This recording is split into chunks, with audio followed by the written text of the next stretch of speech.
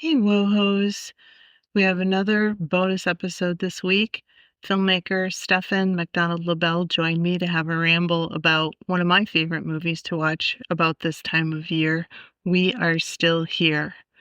So I hope you enjoy our talk. Are those all establishing shots in the beginning? The field and then finally the house itself. Yeah, it's them driving. The opening of the movie is them driving to the house in establishing shots, I believe. So we're introduced to of a negligent person. So Paul and Anne, who are driving down a desolate, it's kind of nondescript, but it's definitely New England-y street. It is set in New England. I'm like 99% sure. I lived in Maine for like 4 years of my life. Oh, wow. And, cat. Yeah, she's come to join the podcast. That's the cutest ever. And my dog is like aggressively annoying. Like his bark is like piercing, and it's like he wants to ensure that when he speaks, like everybody has to acknowledge it. It's like that loud and like obnoxious. And he was doing that like literally like 15 minutes ago, barking at me, wanting to play. So I just made him like a little Kong, which is like like a bone with like some holes in it, and you put treats in, and he just goes to town on it. But anyways, I digress. It reminded me of like my time in Maine, just in the winter, just like a very cold. Watching this now has been wonderful because I watched it on the weekend. Did I watch it on the weekend? Yeah, you yes. Did. Yeah. I watched it on the weekend, and we got hit with like a weird snowstorm, like out of the blue. So it's kind of melted today, but for the last like 5 days, we've had like a decent amount of snow on the ground, which is like atypical. I mean, like we December, sure, but early November it's not really a thing. And we tend to like, I think now with the weather being kind of like atypical in general, we kind of like discount weather reports when they're like, oh, snow's coming. We're like, yeah, sure. we'll see what that. And then it happened, and they were correct. I stand corrected.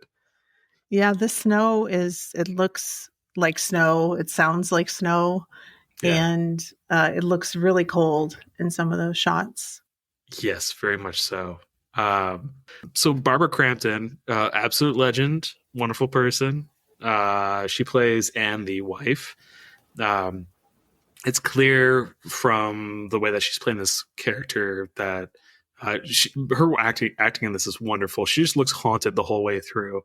And she really carries the movie, I would say. Because like I don't want to be mean here, but like her husband, like oftentimes feels like he's acting. And I don't mean like he's a bad actor. I just mean that there's like a discrepancy between, it's fucking Barbara Crampton. I got the pleasure of seeing her intro the 4K restoration of Reanimator when I was at Boston Underground when our movie was playing.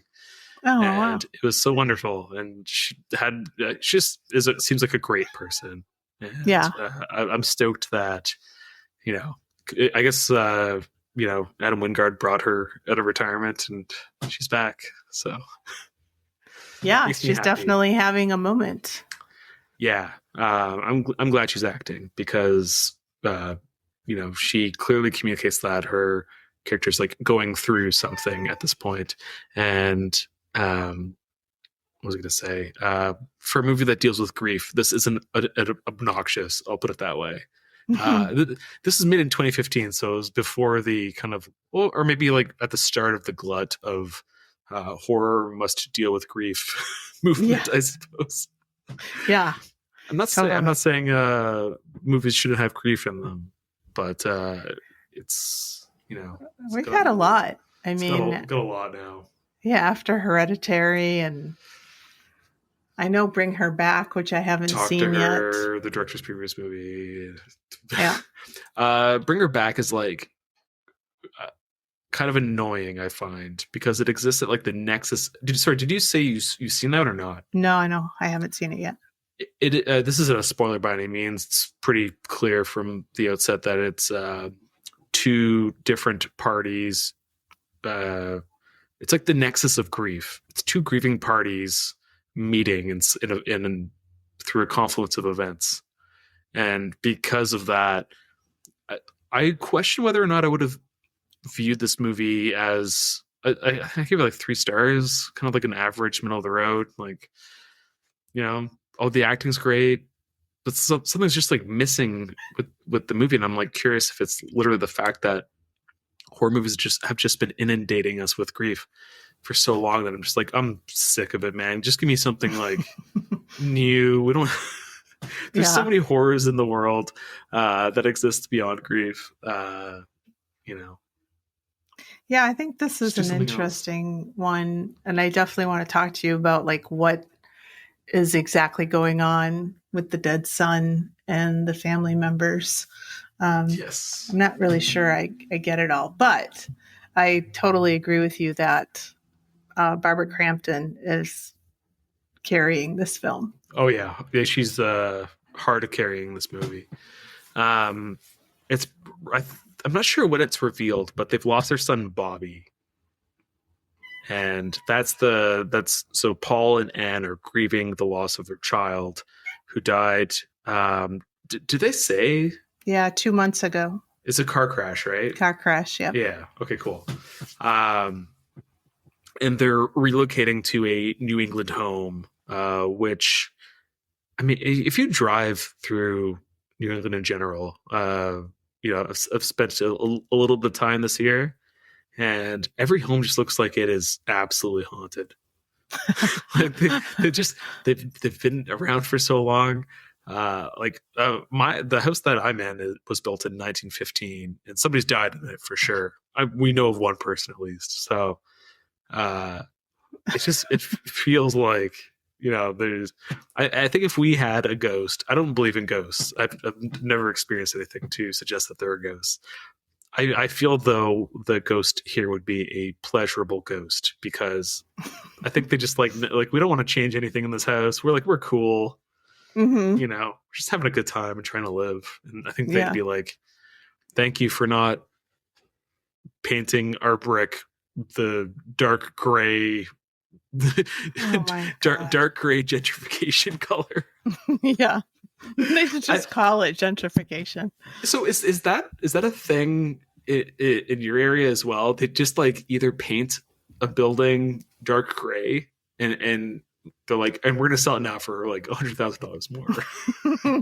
We're printing money.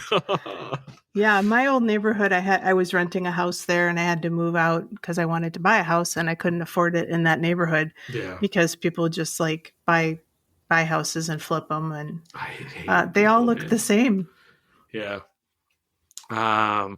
We Havana, who I used to do a podcast with, basically put like a gentrification starter pack meme together, and it was like painted dark gray, and there's like that particular like slender font for address numbers that's like incredibly prevalent in Canada. I'm not sure if it's prevalent where you are, but it's so devoid of character. And I'm trying to think of like what a funny comparison would be.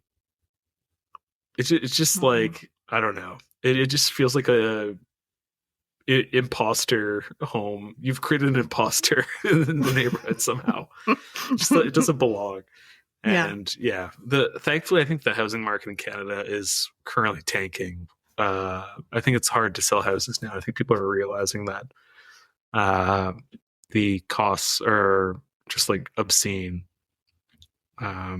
Which is good. I don't care if the value of my house depreciates, if that means people can afford to fucking live. That I could talk about the financialization of housing for like a year, and how terrible it is. Which is, tying up, people's like, oh my god, like pensions and like in valuations of housing is a truly dark moment that I think people will reflect back on and be like, why did we allow this? Yeah. You know, because it means that essentially people's eventual retirement funds are tied into the growth of housing, which means that prices have to go up and like the value has to go up in order to like net like, you know, healthy pensions for people who are retiring. Like, it's just fucked up in general. I like when people talk about like passive income, I just like I want to like exit reality and just, you know, fuck landlords, man. That's all I gotta say. I'm sure there are some good landlords. You probably have a landlord who like listens to your podcast, and maybe they're not a terrible somewhere in the world. But I still don't like them. I don't know. No, like, you know, I think WoHos would understand. You got to understand. It's like cops. I'm just not down. Like, you've chosen your path. It is fully different from mine. I don't like it. But this house, this house is pretty cool. It's got ghosts. Yeah, they'll find out they have ghosts, and they're angry. They are these angry. Ghosts. By the so we're getting an introduction to kind of like the main location for this film. So we have Paul and Anne arriving at this, you know, it's not Victorian, but it's like a clapboard home. I don't think it looks Victorian, right? I'm like I watched over the weekend, so it's been like a little bit of time and my brain's all over the place. No, I don't think so. I think later. Yeah, the basement is like, you know, stone and haunting.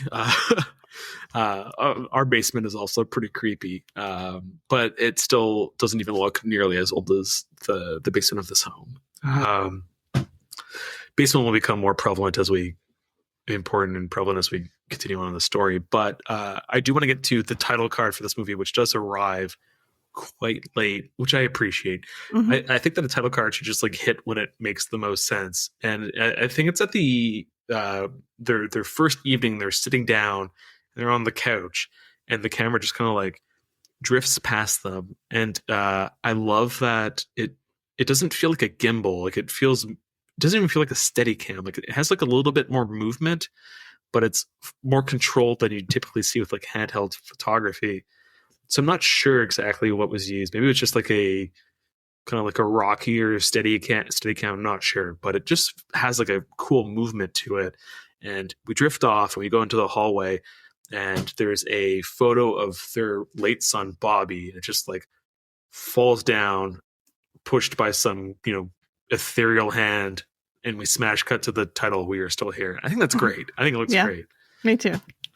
Big fan of that. That's I have 3 notes.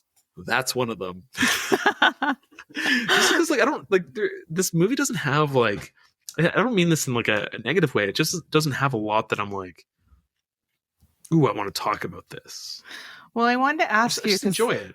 I had 2 notes. I had the Changeling and the Wicker Man. Oh, because of the ball rolling down steps. Man, I love that, like, ghost movies in the ball, man. That's for sure. Ball rolling downstairs is required for a ghost movie, is my note. Yeah. Definitely. I love The Changeling. It's such a patient movie, and I love patient movies that don't feel like they're just like aggressively trying to like what's the economy of story here? Like, how do I get through like the plot as quickly as possible? And, like, make this as like sparse. Like I think that people have been like ruined by screenwriting books, and The Changeling just feels like it exists in like a wonderful time where like people just weren't like handed a book saying like scenes have to be 3 pages, and they're, you know, the characters have to be active and blah blah blah, a bunch of nonsense. I think it's important to like understand how like I guess like modern movies like how they're structured, but in like my estimation, the best thing is trying to violate all those rules and still make like a compelling film. And The Changeling is just like such a wonderfully paced movie that's quiet, and, you know, it's just like, it's not a loud ghost movie, but it has like an air about it, And I think that is pretty cool. And I'm glad that they had a ball rolling down these steps of the basement scene. Yeah, it's very sweet because, as you said before, Anne is really having a rough time missing her son. And so when this baseball bounces down the steps and she picks it up, she smiles a little bit. And it's a very sweet moment. Yeah, because she thinks that at this point she's had like experiences and feels that Bobby is potentially in the house, which like this isn't the house, you know, where he died. He died in a car accident. They've moved into this house. It's not like a place that is like normal for them, which I think is important because later on, there's something that happens within the structure of the film that kind of like violates the rules that like ghosts are just like in one place. Right. Yeah. Which is like, I think pretty important because you might be like confused by where the movie goes and also how it ends if you aren't like kind of like paying attention to like what's going on, I suppose. The other note that I have, do you want to hear? Yes. I said wide angle ghost perspective in the basement feels very presence. Oh yes. The Steven Soderbergh movie. It feels like Steven Soderbergh saw that one shot of like a rising wide angle that's like kind of like a little bit shaky, but not a ton, much like the Steadicam shot that I was saying earlier. It just feels like he took that and was like, okay, whole movie now, let's go. Not saying that's a bad thing. I'm just like, I think it's like cool. Like it makes this movie seem, you know, like it has like a very cool perspective for being from 2015, which I now have to say is like over 10 or pretty much 10 years old. Yeah. If not older. Like, I know. Leave me alone, time. Get out of here. Oh. I think that I'm just drinking from my tiki mug here, you know, just trying to have a good time. Time is ruining it. I think that Soderbergh actually wore a camera. I think he shot it like that himself, and he was the ghost. I love Steven Soderbergh. I do too. Yeah, me too. Yeah, good guy. Good guy. Well, actually, sorry, I don't know if he's a good guy, right? He's a good guy. I don't think he's a bad guy. Okay, cool. I just like that he will make movies under any circumstance, you know, and I appreciate that. Like I just want to go for it now. I want to make movies by any means necessary. That's great. I'm so glad to hear that. So Anne has invited these friends over for the weekend. Yes. And one of them, well, both of them, I guess, are sensitive people. Yes. Spiritualists. Yes. Is that what they're called? Yeah. And I just had with the ethereal.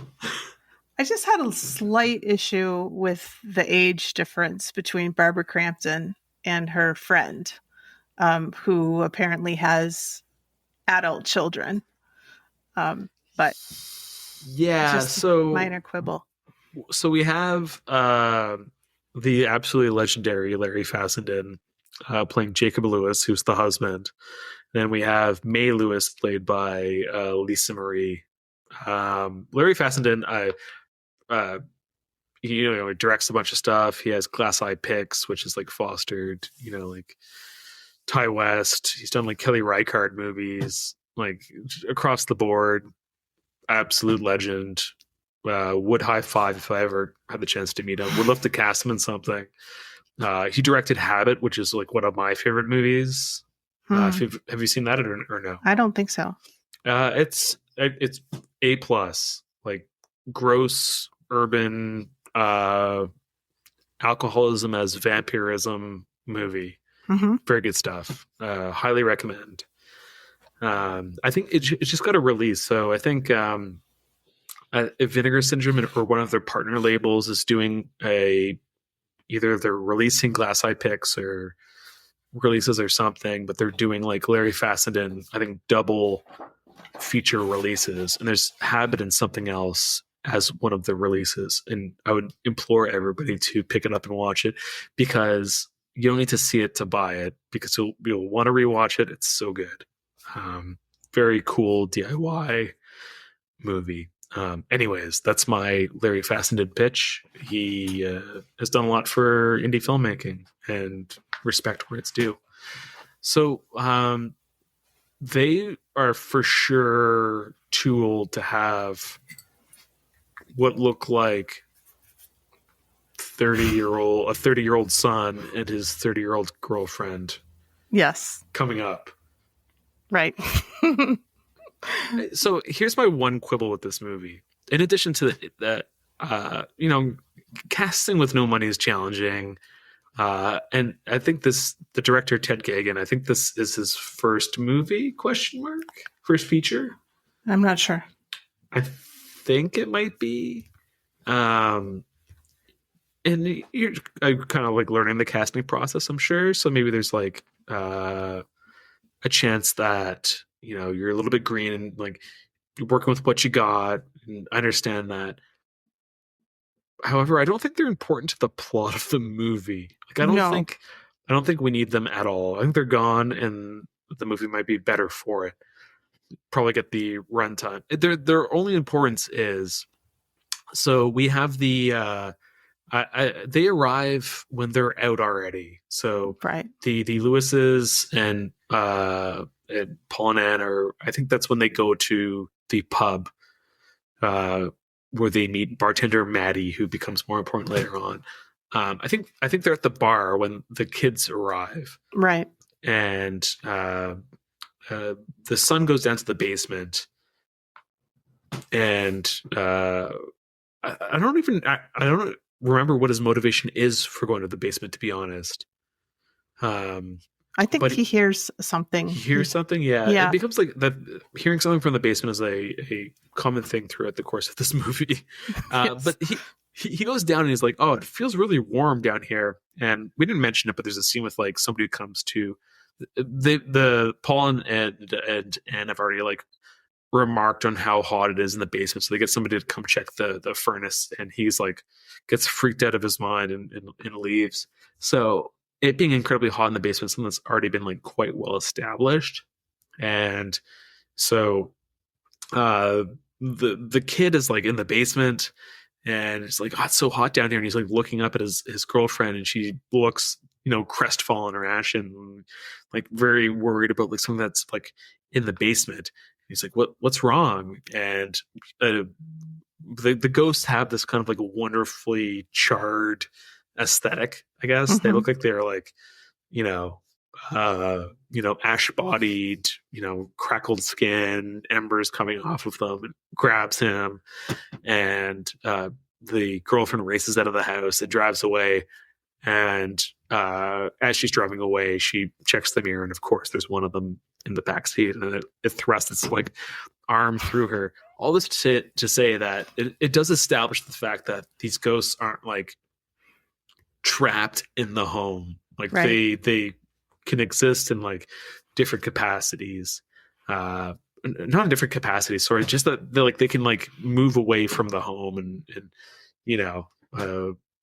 so maybe Bobby could be present as well, is kind of like what I'm getting at. So yeah, maybe that could have been established in another way with the characters that are already in the movie. And we still don't need them, but with the movie that like we have currently, it like we still, I guess, need these people, even though we like structurally like. Yeah, it's a little wonky. It's a little awkward. It's weird. I don't like them showing up. It's like a kind of a weird moment that kind of like feels like it slows down the movie a bit unnecessarily. Yeah, but the hand through the car seat through the girl is pretty great. Yeah, it looks great. Yeah, I'm a fan. It's good stuff. God, what else do we have now? I guess we haven't mentioned. So they have neighbors, the McCabe's. Yes. So we have Dave and Kat. Thank you. Yep. I think Kat's the one that comes over initially and kind of like warns them about the house that they live in. Yeah, she slips a note into Yeah. somebody's palm. Yeah. So I think there's like a healthy concern about their home, and like the fact that we have these like spiritualists coming, like there's like a wanting to like kind of like connect with whatever is in the house. That's been, I think, is established pretty well in the movie. Um, Maybe you can walk us through uh like May, I guess May's our process of like, you know, Well, dealing with the house. May says that she feels Bobby in the house, and her husband is very skeptical, and kind of insulting, I think, in a way. He's dismissive for sure. Dismissive, yeah, for sure. So when she invited these spiritualist friends over, I think the hope was that they'd be able to get in touch with Bobby.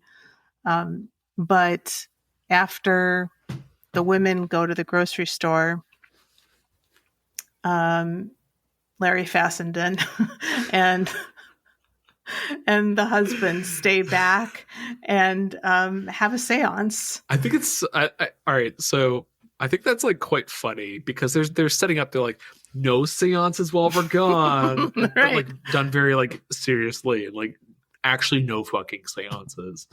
Then as soon as they leave, Larry Fassenden's character is like, so seance, right? Yeah.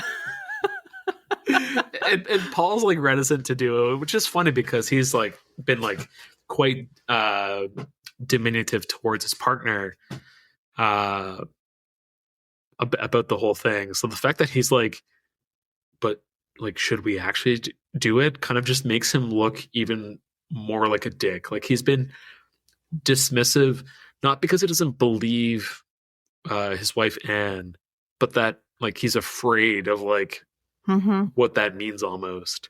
So I think there's like an important like way that he's interacting with Larry Fassenden's character right now that kind of like reveals a lot about his character.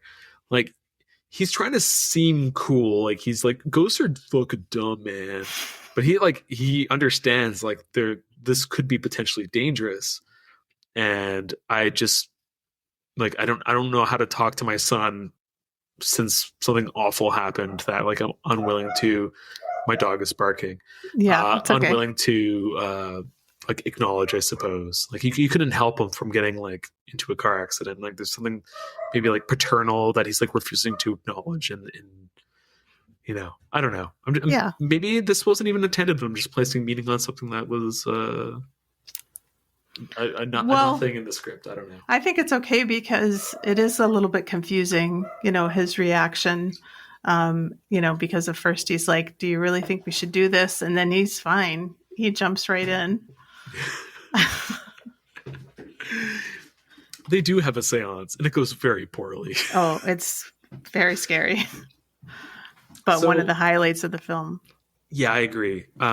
So there's I think they've established the history of the house at this point where the townsfolk have said that the Dagmars are the family that had lived there, and basically they had been run out of town for improperly disposing of bodies. Is that correct? Yes, that's right. They were a funeral home. Right. And that's kind of like the history that's been presented to them. And I think what's revealed is that that is incorrect. Right. So the Lysander Dagmar is like the patriarch of the Dagmar family. And while Larry Fassenden has been essentially possessed by the spirit, which is definitely not Bobby, I think it's at this point that they reveal that they weren't actually run out of town. They were like basically used as fuel for the home, essentially, I think. Yeah. And now they exist to like feed on the town. Like they're essentially like retribution ghosts, and they're looking to like, unless they're fed, they'll dispatch the town, I think is the conceit of the film. Yeah, when they like dug the foundation for the home, they encountered I don't know, demonic energy or something like that. And this family was the first sacrifice. And unless they get their own family to feed on, they will go after people in the town. Yes. Which I think is a great conceit for a movie. I do too. I kind of wish, like, I feel like this movie should be remade. Like, I don't mean that in a bad way. I just mean, like, I think that it presents, like, an idea that could be reinterpreted, like, a billion different ways. And I think that makes for an exciting remake. It doesn't mean, like, take the one-to-one remake route. I just take the idea and just go in another direction. I think would be quite cool. All I have to say is that I do think this is awesome. Yeah. I don't think that everything has to be like so well defined. I just need like little breadcrumbs and then to let my like mind fill in the rest. What I really like about this is I can't remember Larry Fassenden's character's name, but while he's being possessed, the women come back. Yes. I love that because I think that most of the time that scene would have ended and then the women would have come back. They'd be like, what the hell happened here? Yeah. No, he like kills himself in front of like May, which I love a ghost that like possesses somebody and then becomes like self-destructive. Like I think that is like very horrifying. That's scary. Yeah, it's very, very scary. So Larry Fassenden's character Jacob, he slits his throat, right? He sticks a poker in his eye. Oh, sticks a poker in the eye. Yes, yeah. Yeah, classic. Yeah, that little thing, you know. And then his partner runs out the door and gets immediately shot by God, what's his name? Dave McCabe. McCabe. And I guess the townsfolk are descending upon the house to ensure that its new occupants are essentially used as the fuel to satiate the Dagmar appetites, I guess. So this is where I'm a little bit confused. I'm with Dave because Dave's like, hey, ghost people, you've had this family, this couple for 2 weeks. Yeah. And they're still alive. What's up? And I think it's because Bobby is there. Interesting. That makes a lot of sense. So Bobby's sort of like, that should have been a note. I should have written down more.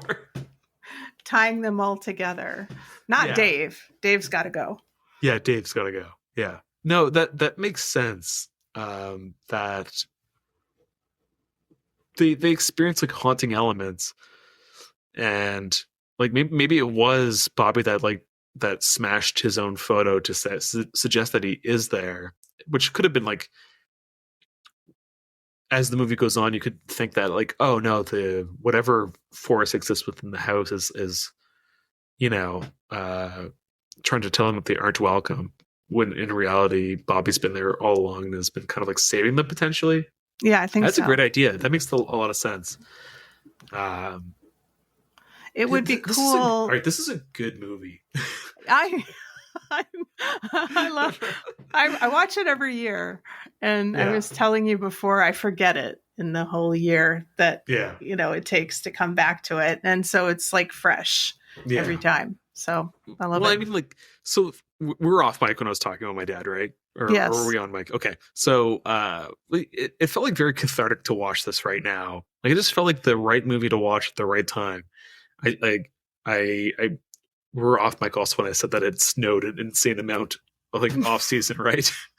I think so. Okay, cool. So it's like this movie just felt like I watched at the right moment. Like it was a very snowy weekend.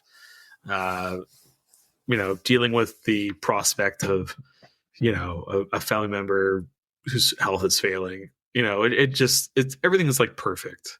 Mm-hmm. And it just felt like this is I like when movies feel incredibly personable, personal, not personable. It just feels like there's some kind of like, it's a movie about ghosts, but surely something is like autobiographical in this. Mm-hmm. Oh, It yeah. just feels lived in, and that's cool. Yeah. That's all I gotta say. And another thing I wanted to say is when Paul greets the women after they come back from the grocery store, he's like, get in here, help, I believe everything. Yeah. Oh man, it's so funny. That's great. He's like such a loser character. He is. I mean, he has his redemption moment. I think it's like the final line, which I quite enjoy because he's a good final line. And I think that's his best like acting moment in the movie as well. Mm-hmm. But yeah, so what happens to May? She just leaves she gets shot by Dave. And then at that point, the town descends on the house. Yeah. And I'm trying to think of what happened. I'm trying to think of like the sequence of events and like what happens to Paul and Anne, our two like main characters. They go upstairs. They go upstairs, and then there's like some funny. I don't want to say funny because it would be funny in another movie, but it's like horrifying in this movie, where characters like end up in the basement and get dragged into the basement, and like blood spews from like the holes in the foundation. Yes. It feels like it would, like, to me it's like horrifying in this movie, but it would be like comedic in like an Evil Dead 2. Right. Like it's taking like that aesthetic and putting it into like a serious movie. And it just works. Mm-hmm. So like hats off. Big hats off. Yeah, they're completely like that happens. They're obliterated, these people. Yeah. Yeah, I don't remember exactly how the two truly antagonistic characters perish, Kat and Dave McCabe. But I'm not sure what happens with Kat, but she dies earlier in the film, I think at Dave's hand. Because she calls the house and she says, I warned you, and they're like, okay. Oh yeah, they're these scary ghosts. And they're like, and she's like, that's not who you have to worry about. Yeah. All right. I think I have to rewatch this movie. So it's been a week. But Dave is killed Dave is there. Yeah. by Dagmar. And the movie concludes with, I guess, just Paul and Anne approaching the basement door and seeing what is clearly their son, who has the same, charred, scorched, ember-clad body as all the other ghosts. But there's a clear recognizing of who this person is, and it's great stuff. Yeah, it's a nice. Good one. It's a good ending. Yeah. It's a sweet ghost story. Without being like saccharine or like overly sentimental. And again, I think Barbara Crampton plays her character so well, and you don't feel as though she's like it doesn't make the movie dour. It just makes it like human. Mm-hmm. And I think there's like an important distinction in the way that she plays the role. So good stuff. I would agree. Yeah. I haven't seen Brooklyn 45, which is another Ted Gagin ghost movie. Oh. I did see Mohawk and I didn't love it. Okay. But I'd give that one another chance, potentially. And then I'd give it Brooklyn 45 a chance as well. I feel bad for having not watched it because I enjoyed this movie so much. I feel like you're like you owe the director a watch of their next movie if you've enjoyed their last one, I think. So yeah, I feel a bit like a dick sitting here and having not watched it at all. But I think that's fair to give the director one more. Yeah. If you loved what they did previously.